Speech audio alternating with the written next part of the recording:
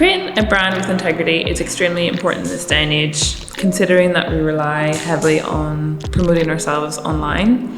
There's a great risk of a reputation being challenged. So like if we're not being truthful or authentic about how we conduct our business, customers are willing to challenge that behavior or simply not buy into the brand.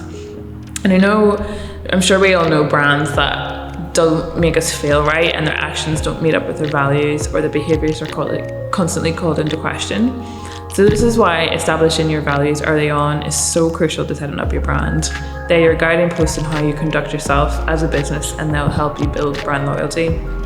So a good question to ask is, what value does your product or service bring to your customers? Do your customers have a positive experience with interacting with your brand? Can you back up what you do? Marketing is a way of thinking and putting your customer first in the decision making. So how would you say building a brand with integrity means to you?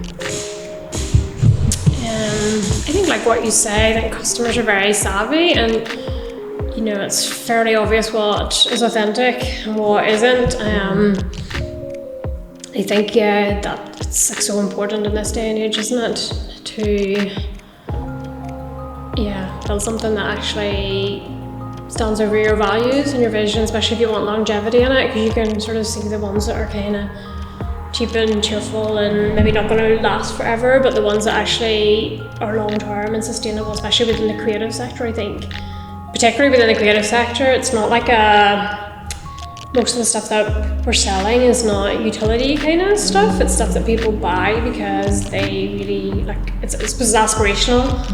Whether it's like digital content or a physical product, it's all aspirational. I think people can really sense if it's not authentic, and I think if you have that through your whole brand, then it just makes all of your marketing and everything easier. And if you have a really clear understanding of your brand from the start, then it helps you to kind of put everything into place. And the language you use, the visual you use, everything kind of sits together really nicely and creates that kind of authentic brand, I suppose, outer-facing brand to the public to see. I think the problem now in this day and age is that people can pose to be good brands, but like you're saying, it's cheap and it's cheerful, but it's not going to have longevity. And like Instagram is a really good platform. It has so many positive things of being able to build a business and put yourself out there, but there's definitely a lot of people that I know and I see businesses of just like being seen to be doing things, and it may not be authentic or it's not truthful, and that's where people go wrong, is that their priorities are in to be seen to be doing things rather than actually building the brand and what is the back end, what's the stuff that people don't see, and what's the grind. And I think that's definitely where comparison can go really intensely, because you're comparing yourself to someone else, but you don't know their story and you don't actually know if they're being truthful. And I think like if you can, and it's branding is so much more than just like your logo and your aesthetics, and I think it's so easy to bypass the values and the mission statement and the business plan. Because you think it's not valuable because you can't post it on social media.